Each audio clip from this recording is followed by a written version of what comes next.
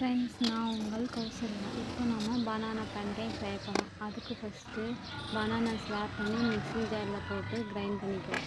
Next ஒரு egg உடச்சி ஊற்றி அதையும் நல்லா கலந்து விட்டுக்கலாம். கலந்து விட்ட பின்னாடி 3 டேபிள் ஸ்பூன் கோதுமை மாவை ஆட் பண்ணுறோம். ஆட் பண்ணி நல்லா கலக்கி விடுறோம். Next condensed milk 2 tablespoon add பண்ணுறோம்.